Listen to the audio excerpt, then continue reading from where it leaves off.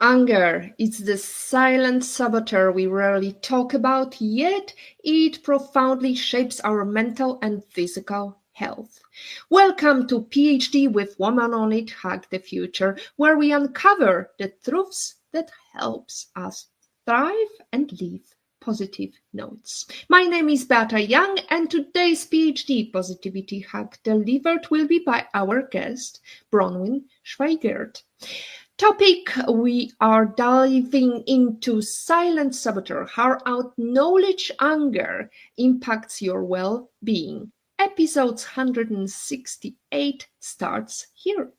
Let me remind you, this is a grassroots community that focuses on women on IT, an inclusive forum of women in technology, startups, and female leaders who are supported by men as well. And I bring heart to that hustle because empathy is my motto, and empathy is critical when you are dealing with anger. First, let me mention we are thrilled to share that Rone de Bevier has been selected as an entrepreneur of impact by Damon John of Shark Tank for her work with the unbanked. We encourage our Women on It community to cast a vote. The link is in the comment. A huge congratulations to our former PhD guest Nina Ma for starting an exciting new chapter as part of Venture Institute, Cohort 4 at VC Labs. We are rooting for your success and all of your future endeavors. Join our former PhD guest Emily Cherkin on February 6th as she shares insights on media addiction in kids and strategies for prevention with Dr. James Winston Jr., the founder of Winston Family Initiative in Technology and Brain Development. Now let's go back to our topic, the silent saboteur, how acknowledged anger impacts your well-being. We're thrilled to feature Bronwyn, a licensed psychotherapist, speaker, and renowned anger expert, host of the podcast Angry at the Right Things. Bronwyn combines her expertise in counseling and nutrition to help listeners heal their relationship with anger and ultimately with themselves. Learn why suppressing anger can lead to stagnation, depression, and unresolved resentment, and how addressing these emotions can unlock healing, clarity in decision making, and improve emotional regulation. Let's start with a simple question for Bronwyn. Where in the world are you today? I am in Sacramento, California. It's a beautiful location, and we want to start with your personal journey. Was there a defining moment in your life that made you realize the power of addressing anger, both in your own journey or in helping others? Yeah, that's a great question. I didn't realize the importance of anger until late in the game, unfortunately, and that brought me a lot of suffering. So psychotherapy, being a therapist, is my second career. My first career was actually nutrition, and I had a master's degree. I didn't want to ever go back to school and get another one. But as life would have it, I fell into a very, very profound depression. And I got very sick physically. I got sick in that I was involuntarily vomiting at random times. Walking down the street, I would just vomit and I couldn't control it. And it was very humiliating. Total strangers seeing this while I was driving my car at times as well. And I also couldn't stop eating during that time. So I gained probably, I don't know the ratio of weights in Europe, but 30 pounds. So I went from a size 2 to a size 12 in about a couple months. So it was really, really a very humiliating time for me. And I was very depressed. And I sought out a therapist. I sought out a good therapist who would help me understand myself and make sense of why I felt like I was losing my mind and not able to function. And I couldn't find that good therapist. So I remember sitting in the therapist's chair and thinking to myself, Bronwyn, you're barely functional right now, but I still think you would make a better therapist than this person. So my resolution was to go back to school and become the therapist that I needed for myself. So that's what I did. But looking back in retrospect at that depressive episode, and then I had a subsequent one, probably a year and a half, 2 years later, that lasted for years.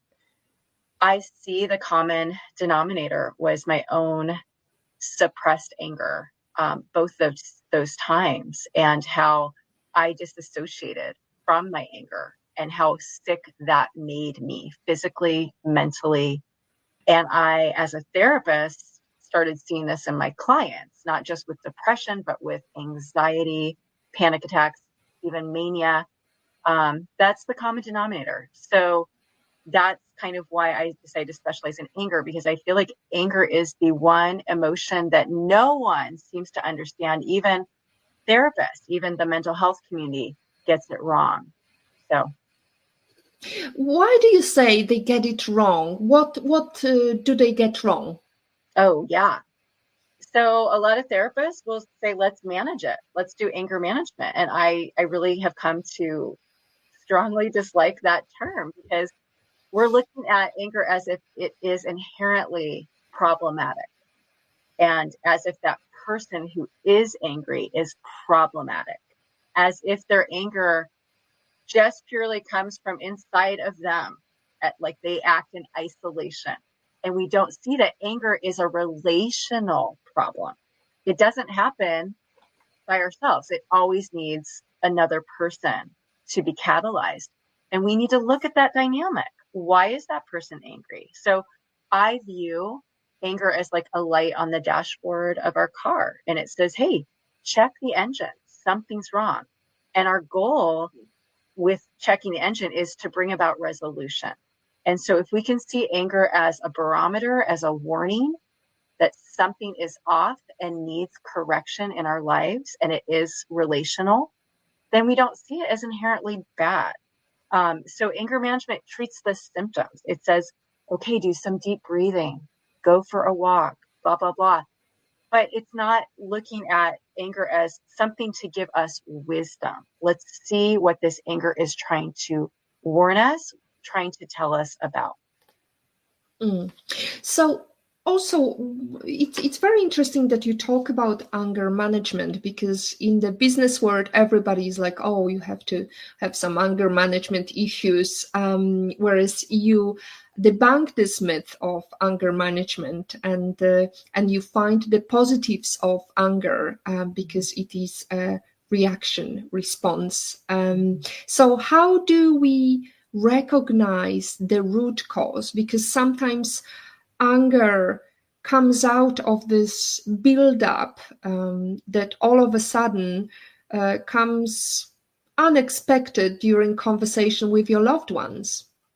Yeah, I mean, with that question, I would say you have been dissociative from your anger for a long time with this loved one, and just kind of overridden your anger. You've talked yourself out of it, right? You say, oh, he doesn't mean it that way. That's not, I'll give him the benefit of the doubt. Oh, it's not a big deal. And when we do that to ourselves, we're doing everyone a disservice. We're talking ourselves out of our emotions, which doesn't work. We can't talk ourselves out of emotions. And then we end up erupting when it just gets too much. And that's not fair to anyone. So I'll give you an example with my own husband. About a year ago, we were going on a little one night out of town trip. And so I had asked him in advance, hey, can we just clean the house before we leave? That way we can take our time getting back tomorrow evening and whatever.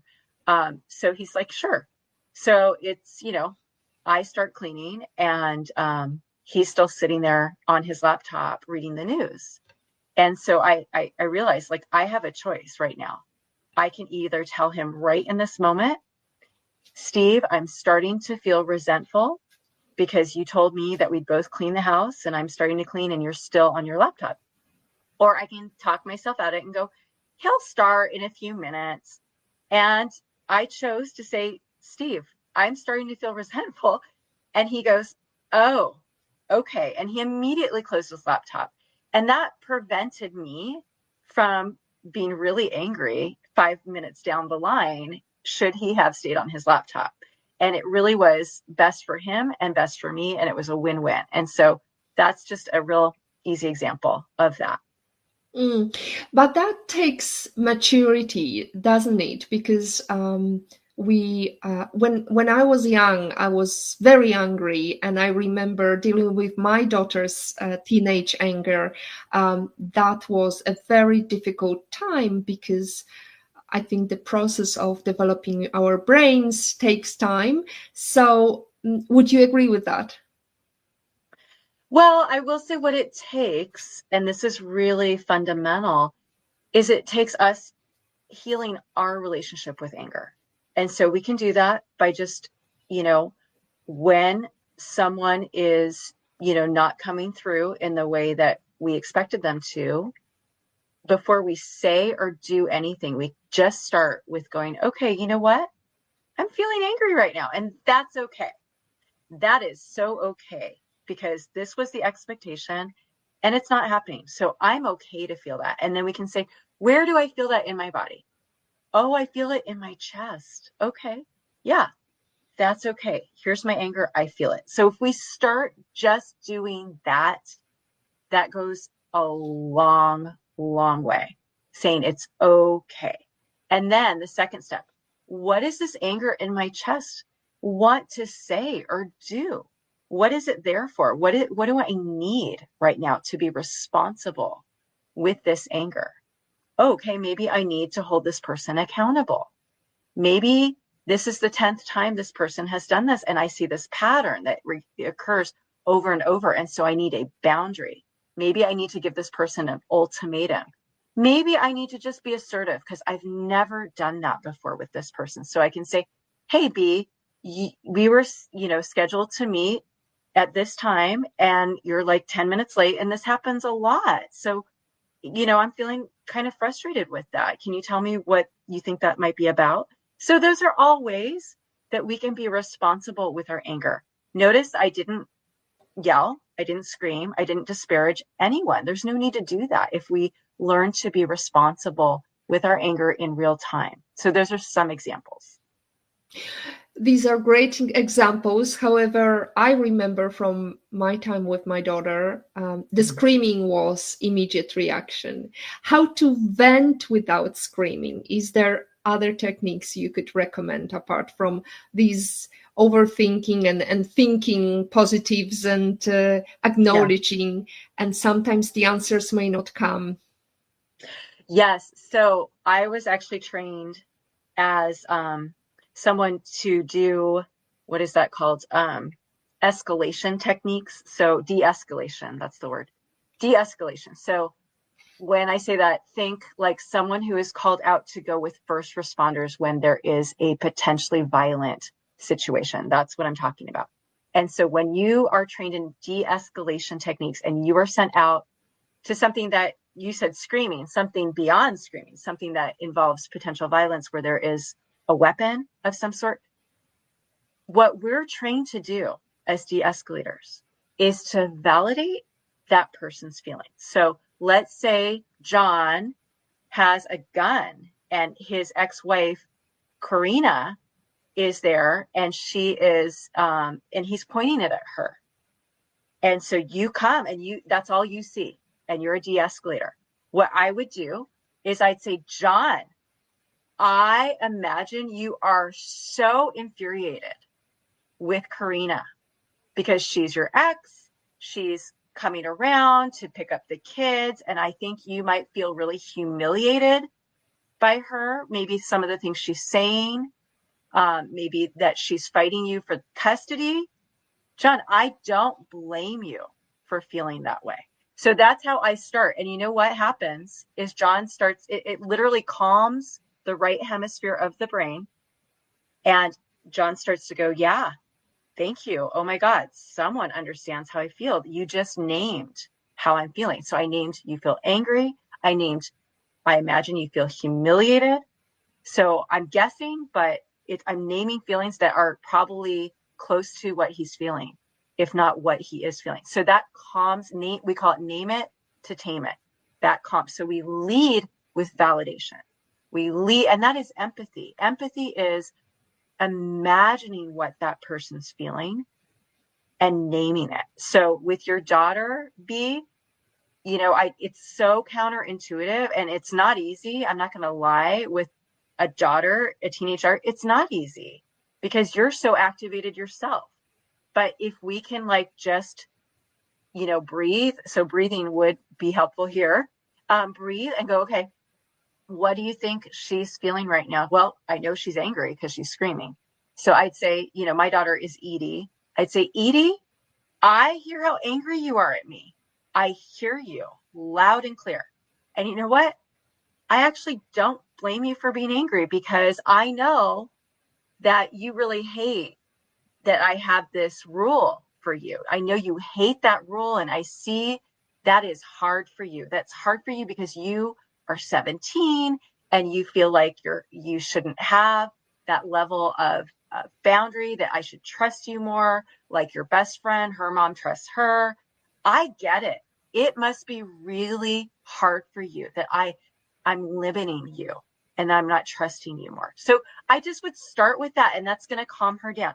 It doesn't mean I'm not going to still have the limit, but it means I'm showing that I show understanding. I'm naming the feelings she has, and I am showing empathy for her, and that's going to calm her down.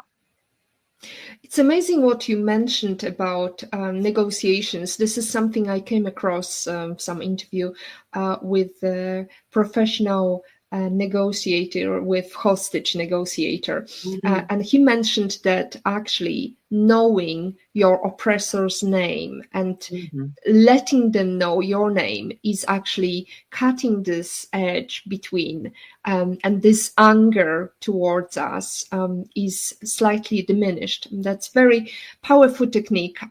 So definitely, in these times, would you say that still calling lovely dovely person that we love, still calling lovely dovely, even though we feel like UMF? Would you say it's a good technique, remembering these beautiful times and beautiful names we call each other, and starting with that? I think for us personally, yes, that's a great technique. So I think B, what I hear you bringing up right now is something that is inherent to all of us humans. When someone is pissing us off, it's easy to go to all bad. Like right now, I know you're my daughter and I know I love you, but you're enemy number one, right? So it's so easy to forget who they are and why we love them. And it's so easy to just see them as they're our nemesis. So yeah, to just remind ourselves, like, okay, this is the same person that, a week ago we had this great connection together, and she told me, Mom, I love you. And this is the same person that I nursed at my breast, so reminding that, that's integration. So we're integrating this person who I hate right now is also the person I love, and we can integrate that for ourselves, and that helps us live in reality, really, is the bottom line. Mm. The silent saboteur, why would you call it the saboteur, and how acknowledged anger manifests in our mental and physical health? Yeah, so going back to my Great Depression episodes, it was a saboteur. It absolutely, but at the same time, like, I learned so much. So I wouldn't want to revisit that. I wouldn't want to relive it, but I am grateful at the end of the day for what I went through. But I know that I see so clearly that I'll just delineate a little bit more about those depressive episodes. So the first one was more acute. It didn't last. It probably lasted 4 or 5 months, where I was throwing up and eating nonstop. But the first one was my dissociated anger at my husband.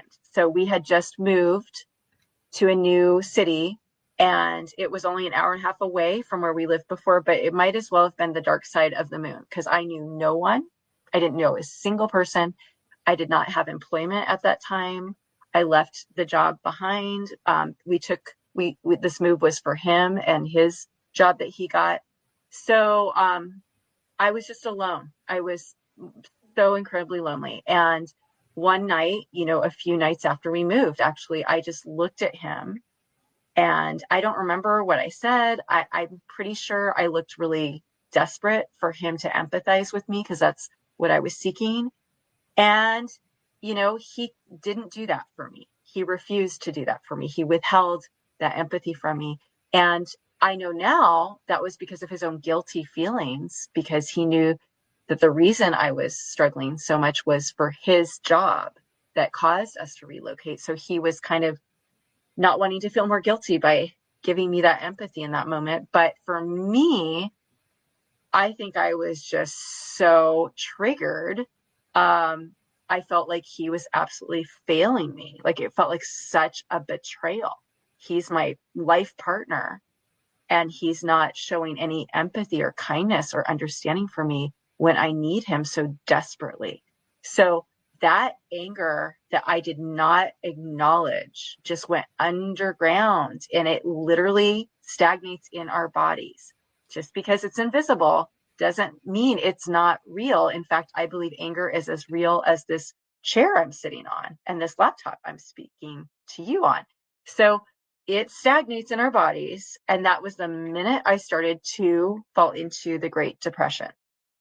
And I believe it also is what triggered the vomiting and the hunger, because it was like my inner child, little Bronwyn, from her mom, who never empathized with her, who never recognized her, was very triggered. And so I believe that's why I couldn't stop eating, because that emptiness that we feel when we have a lack of nurture, especially, well, from an attachment figure. So starting with my mom, and then now at my current attachment figure, who is my partner, that emptiness was triggered, and I couldn't stop eating. Like, I couldn't get full.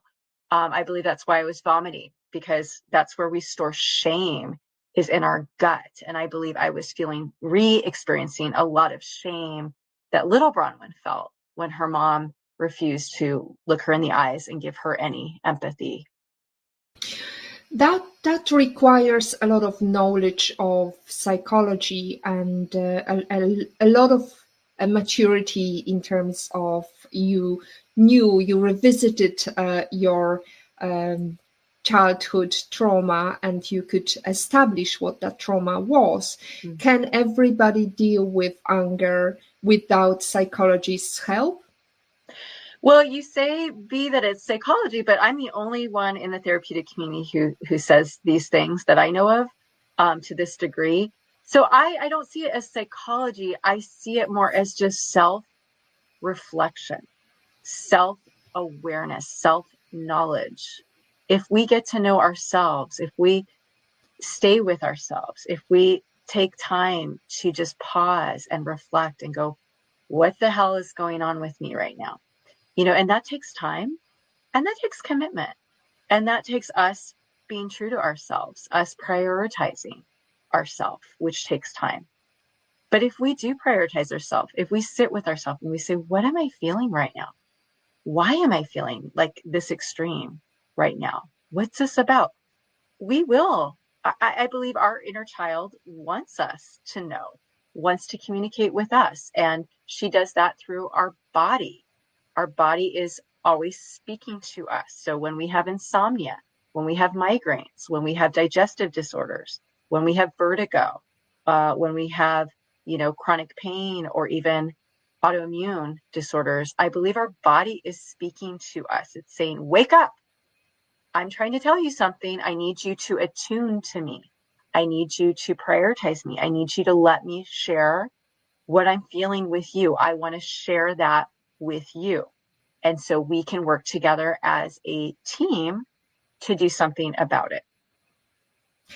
Fantastic. Thank you so much for this word of advice. Bronwyn, while you establish your screen a little bit in the middle, because you're at the moment a bit skewed here. Yes, that's much better. I'm going to bring a comment from Renee de Belvier saying, thanks for sharing. Thank you, Renee. We are always supporting other females who are working in the field of technology. So Let's go to this bias of women in the leadership positions. We talked about it, Bronwyn, because before we came to this show, we have this notion of women are either too weak or too aggressive or too angry when they talk as a leader. So how to avoid that bias, and is there ways of management that you would recommend to really cut this notion of we are aggressive, we are angry?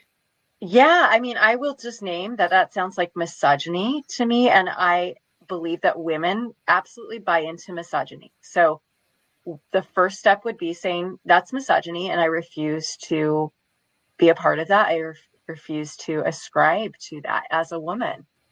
We can have all our feelings, just like men can have all their feelings, and women are no different than men. We're all human, and we all have lots of feelings.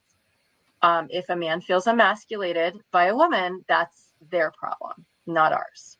So we don't need to manage ourselves. I do believe, I'm very Freudian, and I do believe that there are a lot of men who relate to women like we're their mothers. They project onto us. And if we are too forward, if we name things that are maybe a little threatening to them or a little too challenging, they project their controlling mothers onto us. I'm just going to put that all out there. I think that's very real.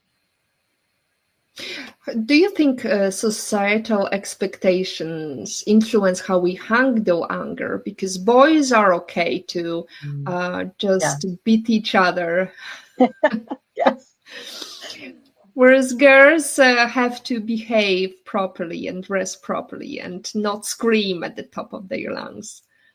Well, that starts in very early in childhood where, boys are taught it's shameful to cry. And that is really a travesty. So they're basically being taught, don't be vulnerable. Vulnerable feelings from you are shameful, and you'll be shamed for your vulnerability. And that does them a disservice. That does their future, should they marry, wife a disservice. Like that creates so much havoc and dysfunction for the whole society, for the cosmos. And then girls, ironically, are allowed to cry. That's okay, but they're not allowed to be angry. And so it's funny because so many of my clients who are women, they'll cry, but they're angry tears. They are not sad tears. They're angry. But that was acceptable in their childhood, was to cry, but they're actually angry. So yeah, there's just this complete, hypocrisy around all this. And it's really, really sad. And it really affects us all. It affects us in our marriages. It affects us in society at large. Absolutely. So your series, Angry at the Right Things, talks about being angry at the right things. What are the right things to be angry about? Yeah. So again, sometimes, there definitely are people who get labeled as angry people.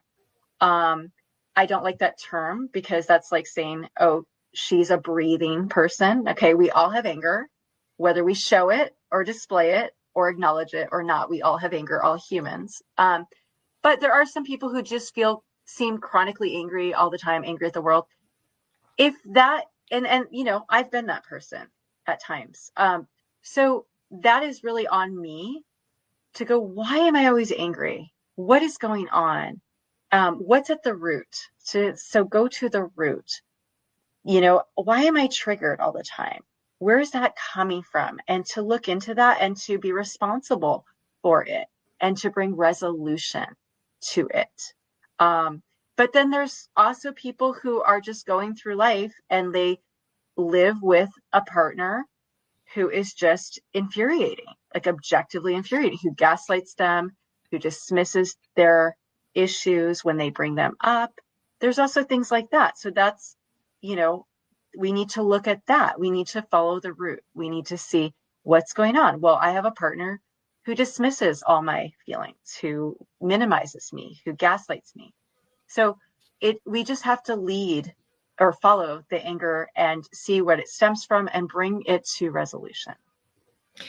That's interesting because sometimes we have to deal with angry currents. And I remember we were talking, I was on the phone with a friend of mine, and he was telling me that he's just at this parking next to a shopping mall, and he noticed a woman parking on disabled area, and she walked without any disability. And he was like, oh, I have to stop her, and so on.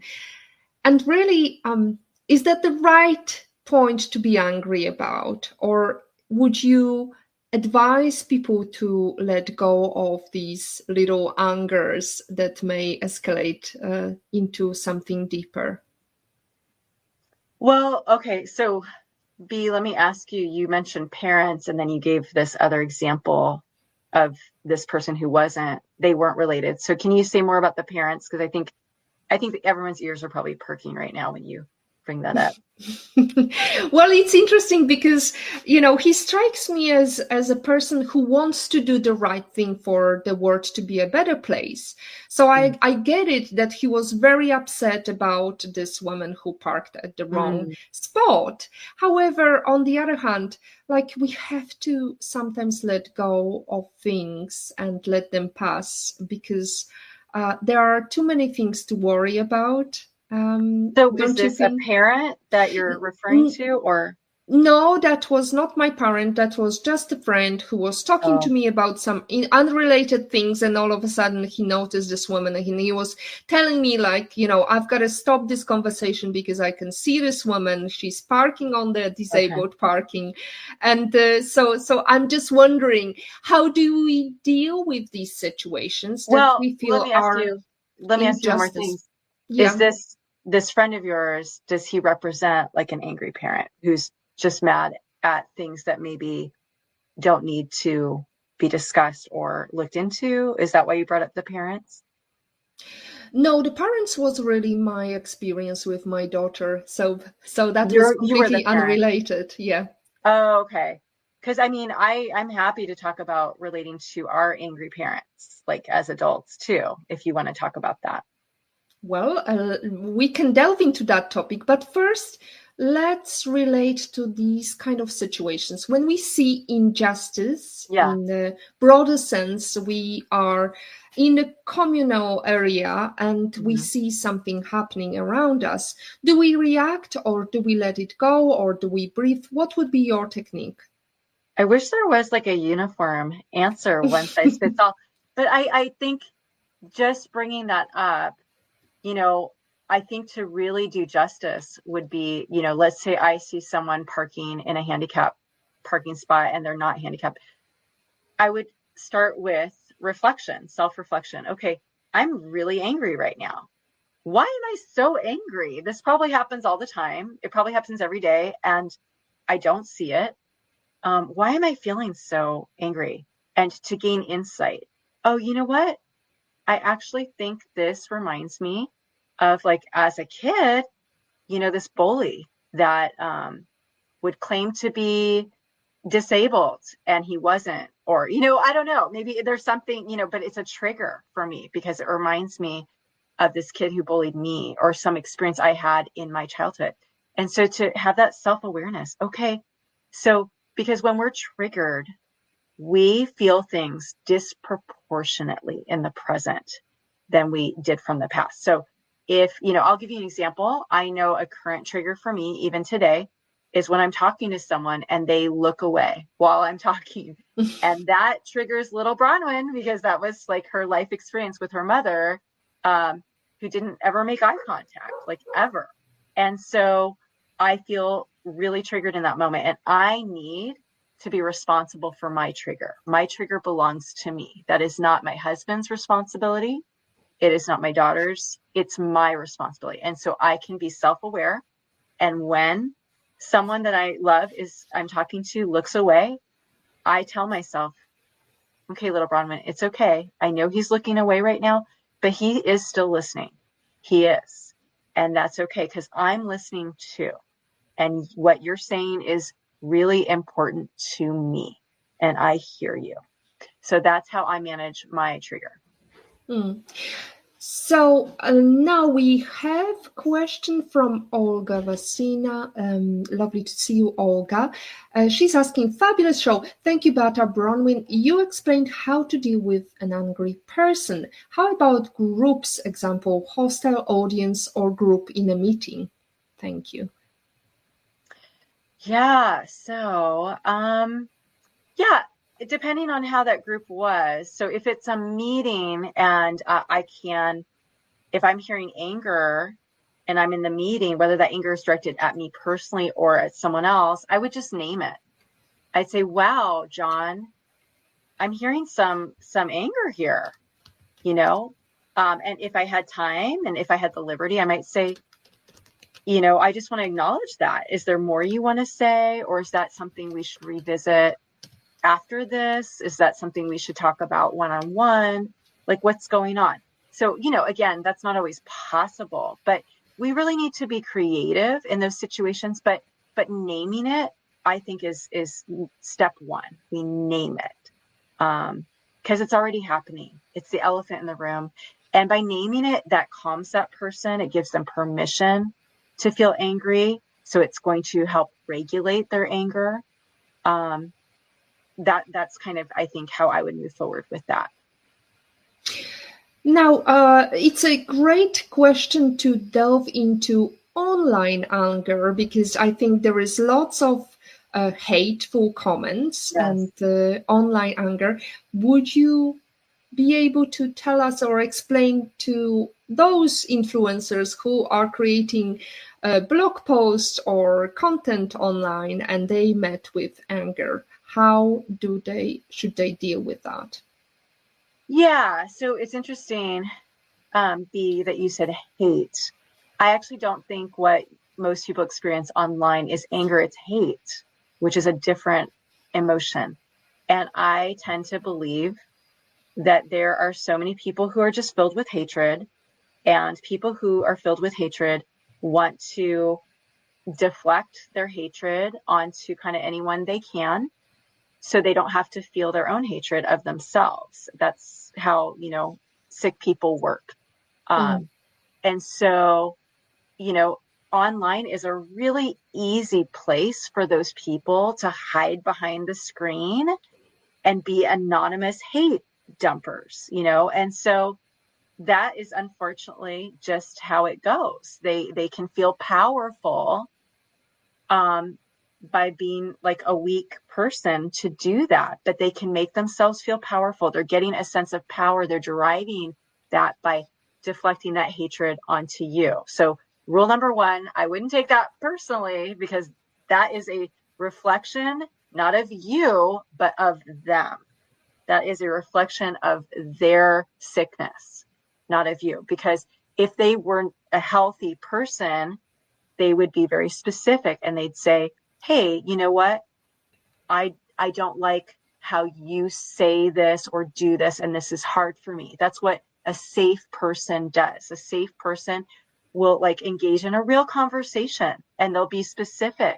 But an unsafe person is just going to deflect hate onto you. So if that makes sense. Absolutely. Rene de Bevier is listening to us while she's preparing for a flight to Geneva. Lovely to hear from you. Rene is saying the anger of a handicapped parking should realize that for some people, such as myself, the issue is in the back. This is excellent, and it should be reposted on other platforms. Thank you so much, Rene, for your words of support. Now, you mentioned that there is a difference between anger and hate, and anger and aggression. How do you distinguish the two, and why is this distinction so important? Yeah, so hate is a real emotion that we do not talk enough about, and it's an okay emotion to have, but if you really, I think it's something that we Westerners need to talk a lot more about. We kind of all collectively disassociate from that word. We don't even use it, except we don't use it about people for the most part. We'll say oh, I hate that movie. That was a horrible movie. But I think, again, coming back to the goal for me, for mental health, physical health, is to live in reality. So if I genuinely feel disgusted by someone, and by the way, hate and disgust are synonymous, and we feel those feelings in our gut. So if I am feeling really disgusted by someone, and we're going to feel disgusted by someone when they betray us in some way. So we feel betrayal in our gut. Those are feelings that show up in our gut. So if someone is, let's say, deflecting their hatred on me, deriving that power that they're seeking to have because they don't feel powerful in their lives. So online, they make a really nasty comment on my podcast or something like that, because that gives them that power that they want. I would read that hate-filled comment and I would feel it in my gut. I'd feel disgust. And I can just say to myself, kind of like I gave the example of with the anger, ooh, I feel disgust in my gut right now. And that's an okay feeling to have. It's okay to hate this person right now. I'm not saying I want to hate this person. I'm not intentionally, fueling that hatred with intent to seek revenge. I'm just acknowledging the truth that my body is responding in a way where I'm just disgusted with this person. And so when we can just admit that to ourselves and see that is not shameful, that is not a bad thing, that's a natural human response, and that's okay, then I'm going to feel better. You connect counseling with nutrition in your work. How does what we eat affect how we experience and manage anger? Yeah. So I used to be all about, if everyone just ate a really healthy diet, all these diseases, migraines, vertigo, everything would be better. And now I'm to the opposite point. I wouldn't have ever believed I'd be here now. But I believe when we heal ourselves by healing our relationship with anger, with our inner child, then we just naturally want to self-nurture. We naturally want to eat healthy food, and we cannot put the cart before the horse. As we heal ourselves, we naturally want to nurture ourselves. We want to take the best care of ourselves, and it just energizes us and we feel more energetic. So I've had clients, who are getting better emotionally with me, and they'll come to the next session and go, I'm starting to Google recipes, really healthy recipes, and I'm starting to shop at farmers markets, and I'm making all these healthy recipes. And it's like they just do it for themselves because something in them is coming alive. And so when we heal our relationship with ourselves, we naturally come more alive, and we want to stay more alive, and we want to do that. So that comes first. That comes first. You can, if anybody's watching us, you can relate to previous episode when we talked about the secret of dieting, and also we talked about how to avoid processed food. Now, what advice would you give to females to help their career, and what would be your number 3 top advice how to deal with anger and how to be successful in the workplace? Yeah, so I would say we haven't really talked about shame today yet, but if you listen to my podcast, I talk a lot about shame. I have a specific short segment I think it's called Dislodging Shame Residue. And it is to talk the listener through doing an exercise with themselves. So I do these exercises. I do them for myself. I do them with my clients, and I have them on my podcast for listeners to do for themselves. And as we can integrate with our inner child, as we can remove the shame from ourselves, and I believe that is imperative. Shame causes us to not trust ourselves. It causes us to second guess ourselves. It, removes the ability to be truly confident in a healthy way, to be assertive with others because we don't feel we can trust ourselves to do that. shame impedes and, negates all of these things. So I would really start with like dislodging shame from your body. And again, shame lives in the gut too. Where disgust lives, I see disgust and shame. Shame is a type of self-disgust. And I believe shame is a lie. I believe shame is enemy number one. It is the enemy of humankind. It is rooted in a lie, because we as humans are not inherently shameful. There is no human who is inherently shameful. We can have behavior, that is maybe what we would call shameful behavior, but humans are not shameful. And so shame twists things. It lies to us. It deceives us. It makes us believe we can't trust ourselves, that we're wrong. And it keeps us from being true to ourselves. It keeps us from being authentic, genuine, whole people. Mm. Well, it's very powerful maybe for next episode, Bronwyn, because today we are just focusing on anger. And since we are talking about anger, let's talk about Eleanor Roosevelt, great quotations, which is talking about women are like tea bags. We don't know our true strength until we are put in hot water. So in life, how are you in hot water? How are you brewing, Bronwyn? I love that quote. I was so happy to see that quote. So I think that is so true.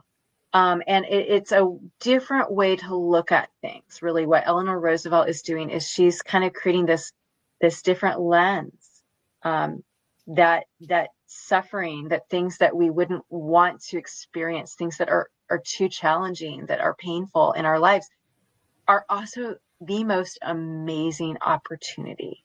That's how I see things as a therapist. That's how I now see things as humans. There's nothing in life that is not bittersweet. Everything that is good or sweet has a bitter side to it. Everything that has bitterness has a sweet to it. And so suffering or pain in life is hard. And I would not go through my depressive episodes ever again. I wouldn't wish those on my worst enemy. But through those years, I learned what I know now, and I am able to help so many people. And I'm so grateful I went through those. So, and my second depressive episode is when I kind of like became my own therapist, and I gave back the shame that I had absorbed from other people. I gave it back to them in my mind, first and foremost. So as we rise up to those challenges that life gives us that are inevitable, as we rise up, that very act of rising up, standing up for ourselves, standing firm, standing steadfast, is the healing, is the learning, gives us wisdom and makes us stronger. It's like when you work out at a gym, the only way to build new muscle is to tear down the little muscle fibers that you have. And it creates stress and pain, but it also creates new muscles. And so that's really the paradigm that I love, that I'm seeing in Eleanor Roosevelt's quote. So we should express gratitude for hot water, because after all, that's what builds us up and makes us stronger. Speaking of great quotes, great words, what is the number one book you can sit and think, oh, I wish I read before I started my career? Yeah, I love the book Untamed by Glennon Doyle. It's one of my all-time favorite books, and she calls it Untamed. She talks about why it's untamed as a title in the first chapter. And the first chapter, I'll just share with you in a nutshell. She's at a zoo with her children, and she sees this cheetah that they have tamed in the zoo because they got it as a baby, and they conditioned it by domesticating it. They actually raised it with dogs, and I believe they were golden retrievers, that they put it in like a group of golden retrievers, and it believed it was a golden retriever, this little cheetah. And so they conditioned it, and when she was there, the cheetah was mature, but they were showing it jumping through hoops and sitting on command and all these things. And it was like playing with a golden retriever. And she just kind of came to this epiphany watching this. And she's like, oh my God, that's a cheetah that thinks it's a golden retriever. And she related to it. And she's like, I am that cheetah that has been conditioned my life to be a golden retriever. Oh my God. So she had this wake up, and it was so beautiful. I'm not even doing it justice because she's such a beautiful writer. But she's also so honest and raw. And that's what I think so many people love about Glennon Doyle, about, her journey of trying to reclaim her own, inherent value, who she really is, and come into herself. Mm. In the word of golden retrievers, be a cheetah, in other words. Now, if you are a cheetah, be a cheetah. Yeah. Oh, absolutely. Absolutely. Be yourself, everybody else is taken. That's another quotation we like. Let's imagine that you could meet anyone in the world for a private breakfast. Who would it be, and where would you go to? It would be my mom, who is deceased. And I would love to just kind of set the record straight with her, and just say, Mom, you neglected me my whole life emotionally, except when you wanted me to nurture you as an adult. And you really missed out. I think you saw, nurturing a young child as a burden, that would drain you in a way. And I can kind of see why you concluded that. I think a lot of parents do conclude that, unfortunately. But as a mother myself, I need to let you know that you missed out. We both missed out, actually. And, nurturing a little human is a gift. It is an honor. And it does take work, and it does take sacrifice, but it gives back. And the nurturing that you give also nurtures you in response. It's reciprocated in that you yourself are nurtured in that process. And I enjoyed my little girl so much, and I just see how you missed out on that. And it was so sad that we both missed out on that. And I would just kind of just set that record straight and just let her know, I'm glad, Mom, that I learned from your mistake. I'm glad I didn't repeat it. That's incredible what you're talking, because I spoke to my friend who wanted to have this kind of conversation. Alas, her mother is repeating her parents' issues, and that's like a cycle that unfortunately she cannot break. Would you see that your mother would understand, or what would you see as a response? Do you think that would set the record straight and be a better outcomes? Yeah, I do think she would understand somewhat, because there was a time when I became a therapist where I did confront her, and I said, Mom, I needed you. And she was in shock, which I think a lot of parents would be. I don't think she ever had anyone say that to her. I don't think she thought she had anything to offer me. I don't think she had any idea that I did need her. I think if she'd known that when I was a child, if I had the capacity to say, Mom, I need you, she would have stepped up to it somewhat. I think she felt so ashamed of herself that she had nothing of worth or value to give me. I think she felt rejected by me when I was independent as a child, and she just read into that and made her own conclusion, which was false. So when I told her that, I said, I didn't need all these friends at school. I didn't need, the boyfriend. I needed you. She just was like, oh my God, you needed me? And tears came to her eyes. So I think she would be able to take that in. Would you say you're still angry with your mom? Not when I remember certain things, I just talk out loud to her. I don't know if she's listening. I don't really care. It's really for me. But I'll say, you know what? That was really shitty when you did that. I'll just say it out loud. I'll take my dog for a walk and I'll talk to my mom, and it feels great. So I do it more for me, though. That's a good advice. Anyone can become angry. That is easy. But to be angry with the right person to the right degree at the right time for the right purposes in the right way, this is not easy, Aristotle said. Beautiful quotation. Now, speaking of quotation, what is your life lesson quote and how did it change you? Oh, yeah. My life lesson quote. Well, I love. Oh, what did I know I wrote these down beforehand and I don't remember what I wrote for that quote.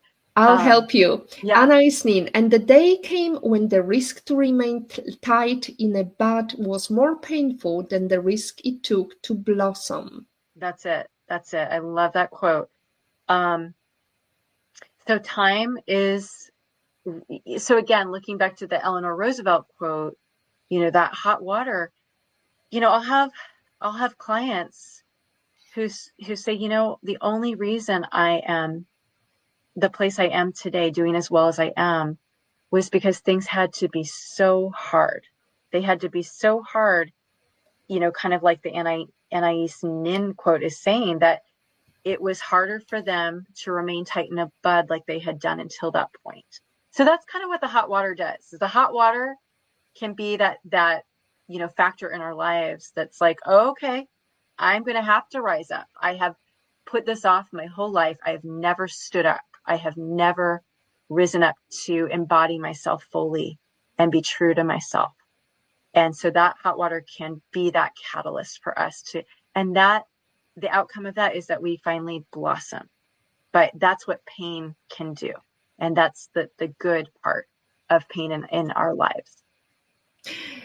Beautiful quotation. Thank you so much for sharing it with us. We've got to finish this on a positive note. So let's bring some Irish idiom here, which is when you're angry, you're carrying the burden while the other person is out dancing. So that's definitely a couple of suggestions from Bronwyn today, how to deal with anger and how to really establish a good, healthy relationship with anger. Bronwyn, thank you so much for sharing your insights and experiences with us today. Your work is not only transforming the lives of people, but also paving the way for a more sustainable future. We're all living here today feeling inspired and positive. And that's it from episode 168 of PHE Livestream. To stay updated and ensure you never miss another positivity hack delivered, stay tuned and enjoy our next episode when we're going to talk to Erika Maureen Carter, how to build and believe in your talent, taking control of your professional journey. Thank you so much to Olga Vesina and Rene. As always, our positivity quote comes from positive thinking only, and it goes, look for something positive in each day, even if your anger is very hard, even if you have to look a little bit harder. And finally, as Maya Angelou says, if you don't like something, change it. If you can't change it, change your attitude. Today is your day, ladies and gentlemen, to hug the future, hug the positivity you want. Thank you.